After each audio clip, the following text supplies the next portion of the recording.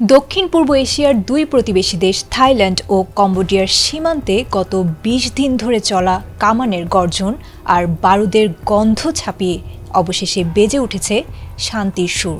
দীর্ঘ সংঘাত আর রক্তক্ষয়ের পর শনিবার স্থানীয় সময় দুপুর ১২টা থেকে কার্যকর হয়েছে ঐতিহাসিক এক যুদ্ধবিরতি চুক্তি। দুই দেশের প্রতিরক্ষা মন্ত্রীদের সরাসরি হস্তক্ষেপে অবসান ঘটল সাম্প্রতিক বছরগুলোর সবচেয়ে ভয়াবহ সীমান্ত যুদ্ধের। শনিবার থাইল্যান্ডের চান্থাবুরি সীমান্তে থাই প্রতিরক্ষা মন্ত্রী নাথাপন নার্কফানিট এবং কম্বোডিয়ার প্রতিরক্ষা মন্ত্রী টি সেইহা স্বাক্ষর করেছেন এক যৌথ বিবৃতিতে। চুক্তির প্রধান শর্ত অনুযায়ী উভয় পক্ষ তাদের বর্তমান সেনা অবস্থান অপরিবর্তিত রাখবে। নতুন করে মোতায়েন করা যাবে না কোনো ভারী অস্ত্র বা সৈন্য। বেসামরিক নাগরিক, ঘরবাড়ি এবং সামরিক অবকাঠামো লক্ষ্য করে এখন থেকে নিষিদ্ধ সব ধরনের হামলা।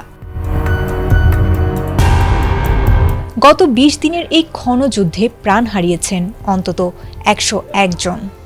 ঘরবাড়ি ছেড়ে মানবেতর জীবনযাপন করছেন ৫ লাখেরও বেশি মানুষ।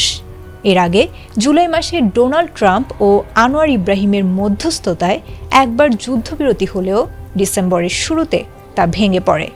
এবারের সংঘাত এতটাই তীব্র ছিল যে উভয় পক্ষই ব্যবহার করেছে যুদ্ধবিমান ও রকেট লঞ্চার।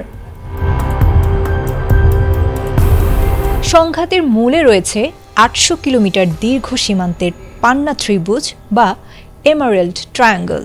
১৯০৭ সালে ফরাসি ঔপনিবেশিক মানচিত্র নিয়ে শুরু হওয়া এই দ্বন্দ্ব ১১৮ বছর ধরে দুই দেশকে বারবার টেনে এনেছে যুদ্ধের ময়দানে। প্রাচীন বৌদ্ধ মন্দির ও ভূখণ্ডের মালিকানা নিয়ে চলা এই বিরোধ নিরসনে এবার সরাসরি হটলাইন চালু করার সিদ্ধান্ত নিয়েছেন দুই দেশের সেনাপ্রধানরা।